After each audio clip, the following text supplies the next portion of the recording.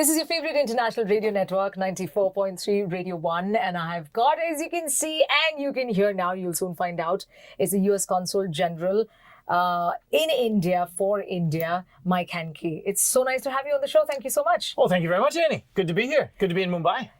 You know, when I first met you, which is before we started this interview, I was surprised to know, while I did read a little bit about it in your bio, is that your connection with India has been from long ago. Yeah, Tell us a little about it. That's right. I've had a connection with India for about 3 decades. I first came to India through an exchange program, and I lived with an Indian family in Coimbatore in western Tamil Nadu. I went to high school for a year at Bharatiya Vidya Bhavan in Coimbatore. I learned Tamil from the family that I was living with, studied a bit of Hindi then. And then 3 years later, I came back and I worked at our embassy in New Delhi in 1999 for about 3 months. I've worked with or on issues related to India over the last 2 decades. And now I get to come back with my family and introduce them to everything that I had the chance and the opportunity to live with before. Oh, that's beautiful. Yeah. So does that make things easier for you, and which is maybe why you were also picked to come to India to represent, you know, the US and to also kind of strengthen the ties with India because you understand India better? Yeah. So look, across India, we've got 5 posts. We have an embassy and 4 consulates. And from Washington, they're choosing a team of hundreds of Americans. Wow. I'm just one of them. And we've got people out here who are doing the very best work in commerce and business and visas and arts and culture, making these connections between our countries. I certainly find that it helps me. And to be able to speak Tamil, my Hindi is coming back, even though it's still a little rusty. And to be able to connect with people on the cultural level is essential. We've had great cultural relations with India for 75 years, since independence. What we can do with that cultural basis is just go so much further. Creating jobs, helping people travel, making real connections. Right. That's beautiful.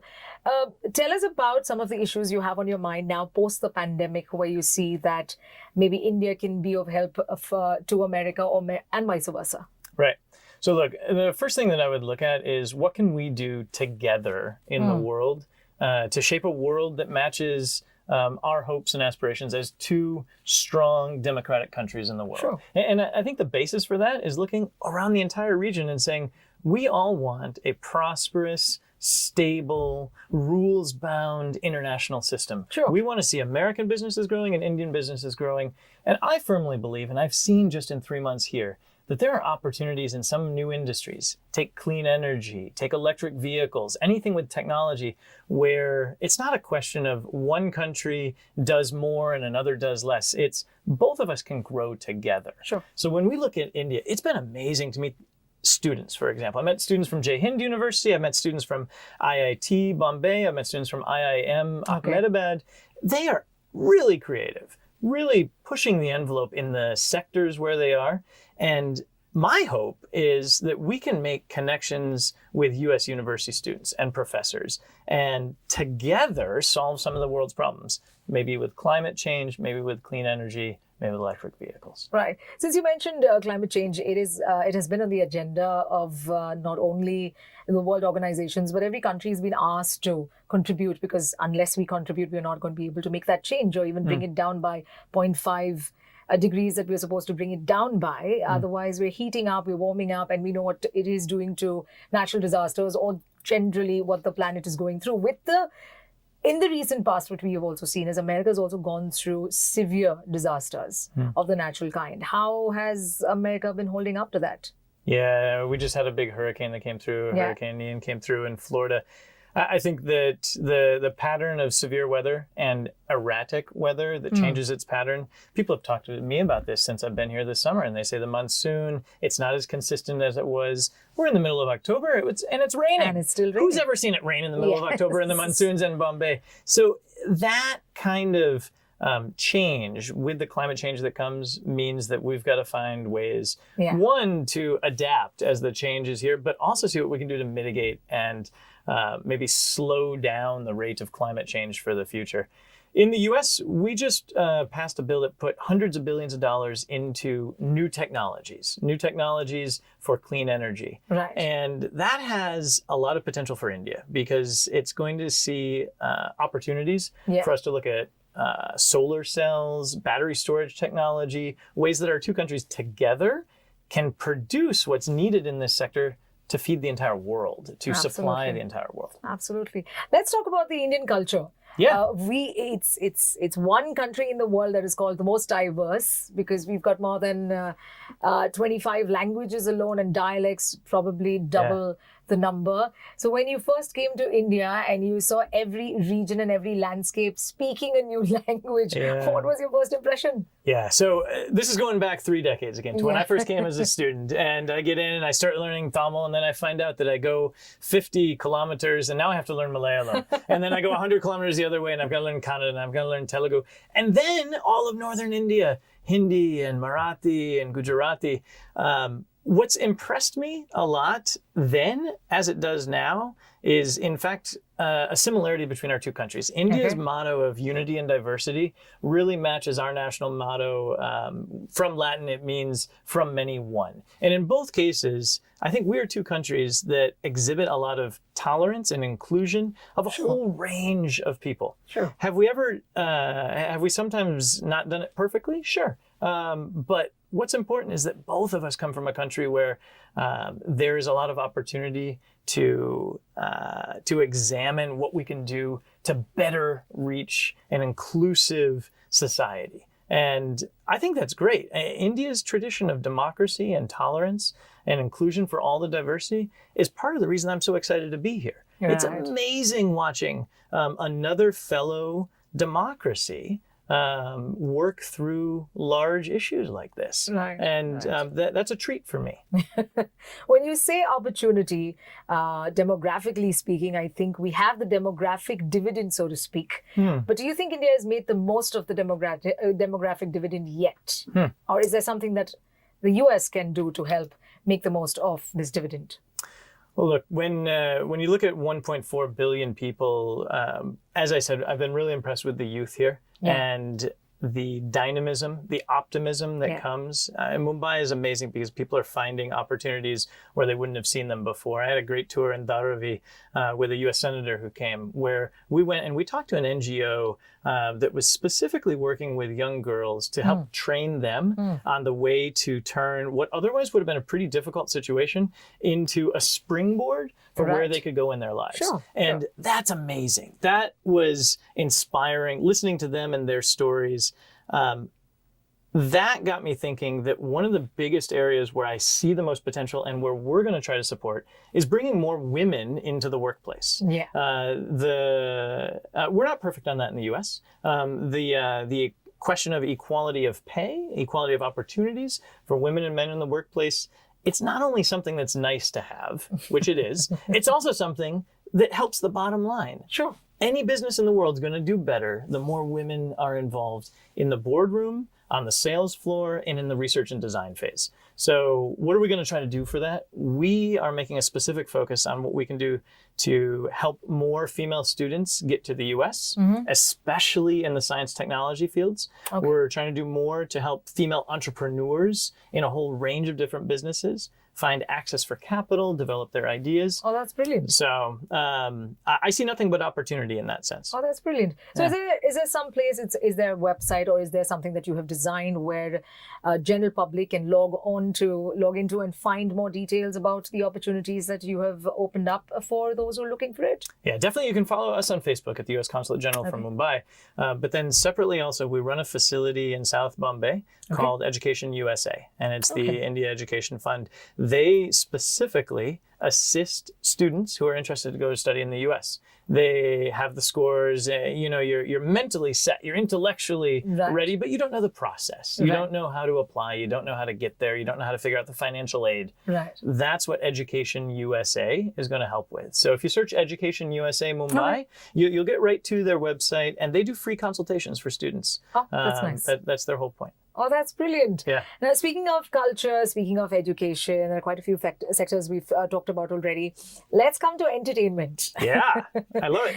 We're in Mumbai. We're in Mumbai. We're a multi-billion-dollar industry. and growing by leaps and bounds, by the day. The kind of pay packages our stars take sometimes even beats what a Tom Cruise may have taken a few years ago. I believe it. So what kind of a potential do you see that maybe America can take from India when it comes to this industry that is booming at this point in time? Yeah.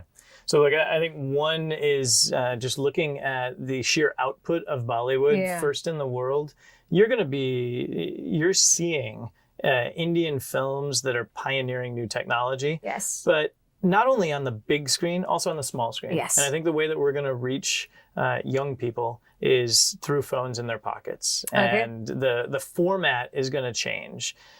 It's really wonderful for me to see here in Mumbai billboards for Disney Hotstar, for Netflix, for Amazon, all of these. This is another example where we're seeing collaboration between American and Indian partners who are feeding off of each other. Yeah, Russo brothers are here very often these days. That's right. I think it's great. I think it's wonderful. And the way that they hopefully can develop formats, types of technology, and the technology to deliver these new formats that we didn't even have before. Yeah. So I see that coming. I can't predict where it's going to be, but I think it's only exciting. So part of what we try to do at our consulate is introduce more Americans and American culture to India. We try to be that bridge that says, this is a great, exciting place. This is something you not only can do, but you should do. Right. If you want to reach the world, come to India first. Oh, that's brilliant. Let's talk about some of your favorites when it comes to Indian food. Yeah. Top 3. Top 3. All right. Pongal. Okay. You just heard me talking to your colleague. Yes. I'd say Pongal's number 1. Wow. Pav Bhaji is number 2. What? Yeah. So I'm on a constant mission to find the best Pav Bhaji in Mumbai. Really? Yeah. I'm going to make you some. All right. Sounds good. So it's a standing invitation. Yeah. And then the third, I just got introduced to this on my first trip to Ahmedabad. I had patra for the first time. Oh, and I had never had patra before. And someone said, it's like Gujarati sushi. And I said, this is better than anything I've had before. It was super. It was really, really good. So I think it'd be those 3. But look, I love all kinds of food. So for a longer stay, I think for a longer stint, this is the time you've come. I mean, this year in August. So you've got a long time ahead of you. I got a lot of foods to try. A lot of things you've got to try because over the years, what we've also done is, as the smart people that we are, is we've experimented with so many cuisines within the region, as well as, kind of contemporizing it or giving it a bit of the Western touch. Sure. You will be amazed. Yeah. Some of this fusion. Yes.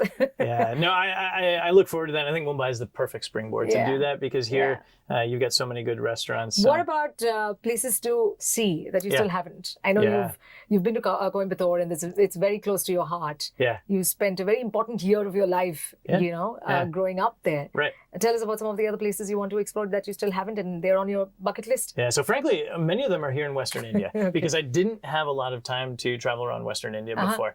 I've only been to Ahmedabad once. I want to get back to Gujarat. I want to go to Surat. I want to go to see the Patel statue. I would like to get up to the Ran of Kutch in the wintertime for this Kutch Utsav. Yeah, I think that would be great. I've never been to Goa. I know the Konkan coast very well, but I've never been to Goa. So I would like to get there. It's important for me to get over to Madhya Pradesh, which I just was talking to someone today who was telling about the beautiful national parks. Yes. So that's what it's known for. Yeah, there's a lot of places there. And part of what I look forward to doing is taking my family. They've visited India before, but certainly not as many times as I had. So there are parts of India that they've never been to. Yeah. They've never been to Varanasi or Amritsar. I'd like to take them up to Himachal Pradesh and see these parts of the country. Kashmir, the Northeast. I mean, there's just so much. That's right. Absolutely. Any similarity that you see between how you approach, say, travel? What is it that you're looking for when it comes to an American visiting India or an Indian visiting America? What is it that you see? Any similarities? All right. So look, what motivates me and what motivates me in my job for more than 2 decades of being a diplomat is being a catalyst between two populations that have something important to do, but Yeah. maybe they don't understand each other. They don't know how to speak that language, figuratively or metaphorically. Sure. I love being in that middle space and helping make those connections. Nice. The only way I'm going to do that is if I understand the local culture well. So when I go someplace, I don't just want to see big buildings and old sites and all of that. Last week I went with my wife to go see Falguni Pathak out in you did? Bora Valley. It was amazing. If I could do that Did you like once that a week. frenzy? Did It was make you amazing. uncomfortable? No. Not at all. We got into the middle of it, and we had one family Were you all invite us to dressed up, join. decked up? I was not as well as everyone else there, but I had my kurta Yeah, we pajama love to on. go over the top. when It was comes to this. amazing. It was amazing. I couldn't keep up for the entire evening. I did about an hour, and I was done. I've got to learn the steps a little bit better. But doing things like that, understanding how people live. When I was up in Ahmedabad, I visited this women's organization, Sewa, that works with poor women who Yes. are trying to find a way to build a livelihood. And I sat with the director for about an hour and a half, and she impressed me a lot because she only spoke Gujarati, so she's not a cosmopolitan woman, but for all of that, she was so visionary in the way that she was thinking, how do we give individuals, how do we give women a job, a voice, and a position in society by just building up their livelihood a little bit? Yeah. I could spend an hour and a half more with her. I could double it. I could triple the time. That's what I'd really like to do, even more than necessarily seeing some of the really impressive older I know what you mean. ancient I know sites. what you mean. It's the people, it's the Yeah. creativity and the energy that they're bringing. Oh, that's brilliant. Yeah. It's been such a beautiful conversation Thank you. with Mike Hankey on the studios of 94.381. But I have to get you to do this. Yep. I'm going to put myself at risk Uh-oh. and maybe put you in a spot. You have to sing a few lines of the songs you learned when you were here. Yeah. And even maybe something that always comes back to you. You Yeah. mentioned Iruvar, the movie. Yeah, I loved Iravar, the movie. Look, all of my film references are nearly 30 years old. Yeah. And I loved Kajol, Aishwarya Rai when they were just starting their careers, all the A.R. Rahman songs. So one of my favorites is from Iravar. It's a film about Tamil politics. Yes. But still, I remember all of it. So I don't know if anybody would sing it with me, but it's Hello, Mr. Edikache, Yen Kelvika Bedla Enache, Pata Pata Nalache, Parnita Vaisache.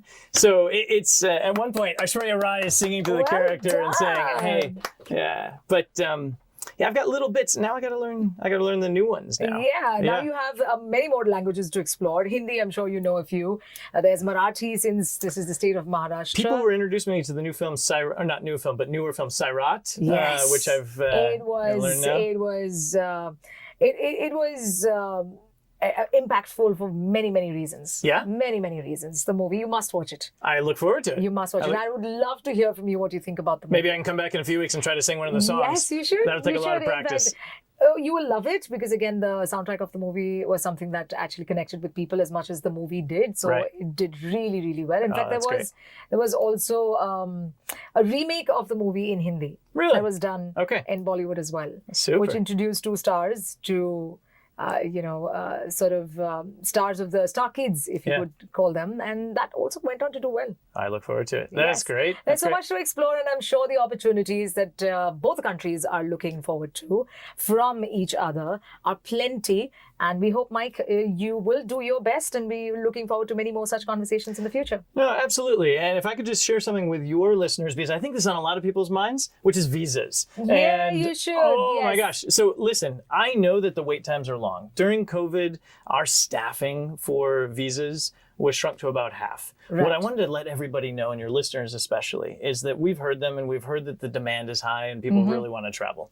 So we've already brought our staff back up to the levels it was before the pandemic. And we've gotten authorization in the last 2 weeks to bring on more staff and to use facilities outside of India from other Wow. embassies, from Washington, to further increase. So we're making a big push. We made a big push on students first. We set a record this year with 82,000 students Wow. going to Indian students going to the US, more than any other country in the world. Right. So it sets India as the number one.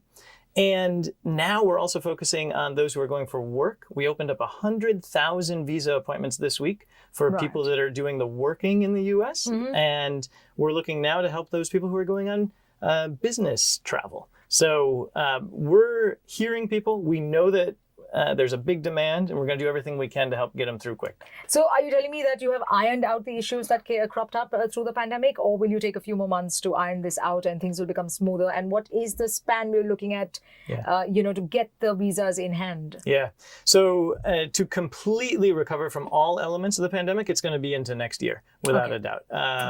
I want to be honest with people. But in the specific areas where there is a time-bound reason for travel, students, medical travel, a business deal that's got to be done, going to take up a job in the US, we have put the focus on those, and we've got the resources to be able to turn them around. And that's the commitment that we've made, is that we will get people in for those time-bound reasons. Students were the first, the employment, the business visas, those are the next. And then we really hope by the end of next year to get through with everybody else as well. All right, that's brilliant. And I think pretty simply put, one needs to just log on to the Facebook page or the website to know more details. Yep, that's right. For everything on visas, you can go to ustraveldocs.com. And from there, you can find out everything about the visa process for the consulate here. New appointments are released there. There's a question and answer, contact email, and we've got a large staff. I was just visiting with them this morning within the consulate that answers these, that helps people out who have specific questions. Oh, that's brilliant. Yeah. Well, so then looking forward to many more such beautiful developments. I hope so. That smoothens the relationship that both these countries have had, like you pointed out, more than 70 years now. Thank you so much for your time. Thank you, Annie. I look forward to the next time being back here. It was lovely having you. Thanks. Take care. 94.3 One World, your station. Radio 1.